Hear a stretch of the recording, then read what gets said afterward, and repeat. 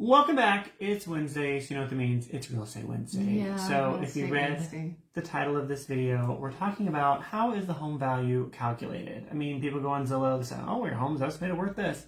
I think generally as a society, people have realized that's not necessarily accurate because Zillow is just a numbers software program, right? So basically it's not taking into account things like, upgrades to the house or nuances of a neighborhood that makes someone want to pay more or less in that neighborhood. Those kinds of things which really can affect the value of a home. A program doesn't know. And also if you do a lot of updates to your house, Zillow also doesn't know that you made those updates because they're only basing their information based on the tax records when you bought that house. Right. They're, They don't have the physical presence to go check out the house. I mean, I will say, not to completely bash them, they have gotten better in recent years, but if you still go on their website, they will flat out tell you if you go to these estimates and it's like way at the bottom in the small print, they tell you we're wrong like half the time because they really don't know. It's just numbers. I do think it's a good starting point if you're just curious, what might my home be worth? Sure, check out the estimate, but know that that's not necessarily 100% accurate, and Zillow tells you that themselves. So how is it calculated? Well, the biggest thing Mom and I were talking about, she's talking about comps. Comps. We throw that word around. We assume everybody understands comps, but I will tell you, I bet you there's some first-time home buyers that really have never heard that. What do you mean when you say that? And this whole video is stemming from a comment I got on social media. I posted a house, and someone got on there and was like, "Oh, that's a bad investment. That neighborhood or that city doesn't won't hold value to bear a home that price. It's not going to hold its value. It's a bad investment." Well, I'm not going to be mad at that person because everything comes from a lack of knowledge, right? Mm-hmm. Everyone's doing the best they can with the knowledge they have. So to do some educating, that's like saying, well, $1 million home in Tulsa isn't worth that because the average home price in Tulsa is only $200,000. Right. That's the same thing. It's because of location, and that's why comps are so important. Yes. So comps or comparable properties is what realtors are looking at when they're valuing a home, and the same thing that appraisers do. Mm-hmm. So what we're looking at is we're trying to stay as close to that house as possible within the neighborhood and even within subsections of the neighborhood. So within close to the house as possible, as in that neighborhood, or sometimes you have to step out of that neighborhood depending on the house and how unique it is. Mm-hmm. Yeah. Yeah, and we never want to go older than like 6 months either, because if you're going older than 6 months, really those aren't comparable anymore because the market has changed even monthly at this point in the real estate world. So as close to the neighborhood as possible. There are some neighborhoods where there's like Forest Ridge, there's Forest Ridge, right? But then there's like Forest Ridge 1, Forest Ridge 2, estates at Forest Ridge, the villas at Forest Ridge. If the house is in the villas of Forest Ridge, you best believe I'm trying to find comps in the villas of Forest Ridge, not Forest Ridge as a whole, because, back to my other point, even as small as Forest Ridge is compared to a city, there are still pockets of homes within even a neighborhood that are worth more than other homes in that neighborhood. Sometimes drastically more because it's maybe a gated portion, the homes are bigger versus the other homes. They use different building materials on those homes. So it's kind of comical, not to dog on this person, which you don't know who it is, I'm not giving you their name, but it's comical just to make a statement like that when it's like you're comparing a pocket of houses to an entire city, and that's really just not factual or even a good way to base any kind of calculation, because that's taking a very large pool of houses and saying, well, they all should be worth this because they're in that city. Right. That's just not true. Mm-hmm. So when we're looking for comps, what are you looking for, right? So obviously, we talked about location, but then the next thing would be the sizes. Square footage, how many bedrooms, how many, do they have a garage? Is it attached? Is it 2-car garage, 3-car garage? All those things come into factor, and then plus there's sometimes you will consider the extras, the added features. Right. So you have to ascend. What we're trying to do when we're valuing a house is basically set a baseline, right? So out of 10 houses, they're all 3 bedrooms, 3 bathrooms, and they have a pool.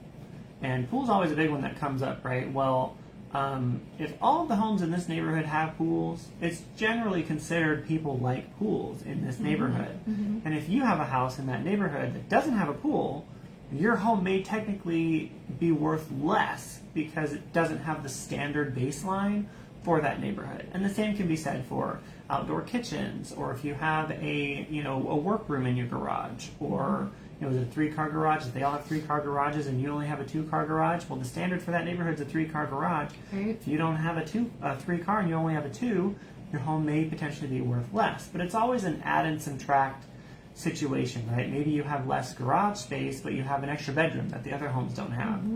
So it's always a balancing of the scale, so to speak, on how to really come up with a accurate value of a property. Correct. No, that's good. So That's how we do our comps, and we also go to classes where appraiser panel will be there, and we can ask all the questions. So we are up to date on what they are using to evaluate homes and give comps. And things are always changing. There's a lot of new technology coming out that's not super popular in nationally. So smart home systems, and you also have like solar panels, all those kinds of things. Do those technically add value in today's market? Not necessarily. I mean, if we were living in Silicon Valley, maybe, but in Oklahoma, no. I mean, it's just not a desired thing. I mean, if it has it, great, but people aren't looking for that on their list of needs for their house in Oklahoma, typically. It's just not super popular here. But I get that question a lot. Like, do solar panels add value? If all my homes are smart light bulbs and I can control my whole house with a smart device, does that add value? Maybe. That's more perceived value, right? So if somebody really loves that stuff, yeah, let's buy this house because it has that, I'm willing to pay more. But, like I was saying, in our region of Oklahoma, there's not that many people that are that into that stuff. Right. So you can't really say I spent $20,000 on smart home upgrades, so my home is automatically worth $20,000 more. It just doesn't work like that. Because that's perceived value. But it goes back into comps, right? So talking about comps, again, we're looking for the same size, the same square footage.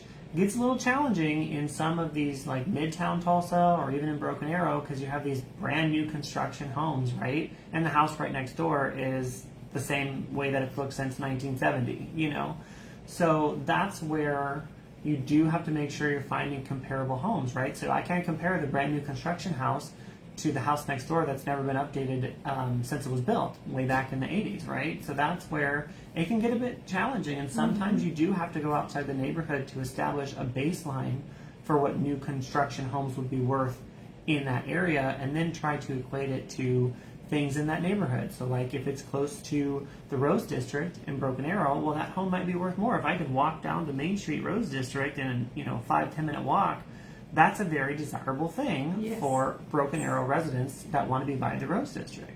But that same house that was maybe 20 or 30 minutes from the Rose District is not going to be worth the same amount of money.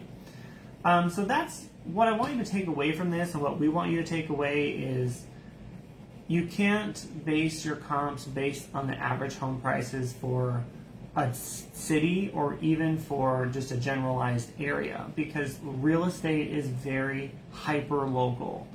You have to go with what the homes are worth in that area and as close to that house as you can get. Right. And that's why you get these pockets of homes that are worth, $100,000 to $200,000 to $300,000 more than a house that's 2 minutes down the road, but it's not in the same neighborhood. And that's where you get this drastic flux in home prices. So when a realtor says, oh, we could do some comps for your home and let you know what it's worth, that's what we mean. That's what we're doing. We can do that for you. It doesn't cost you anything. We can let you know what your home is worth. And then in turn, when we're working with a buyer, we can let them know if the house that they're looking at is at a good price. Yeah. We can tell them, yep, this one's priced right. And that's a great point. Back, this was a couple years ago, I remember working with a buyer, and they loved this house, but I'm looking at the price going, something's not adding up. Well, I pulled comps for the neighborhood. I was looking at houses, and I found one house that was identical, but I don't remember the story exactly, but there was a lot of things about that house that really didn't match up to the house they were buying.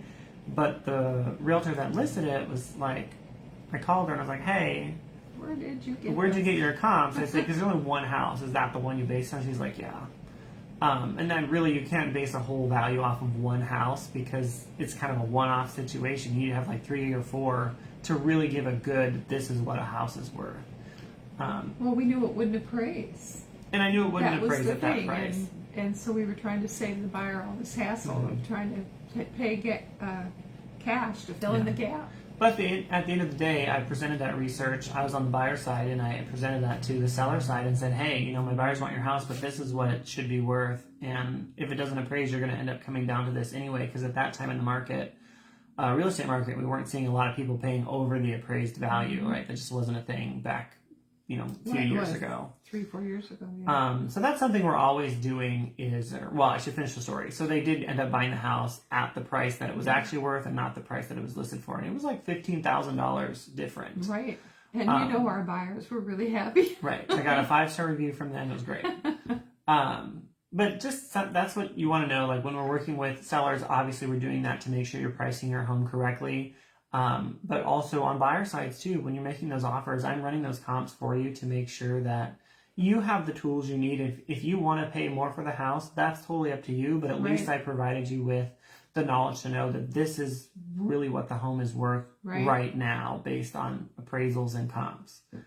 So hope that was helpful to you.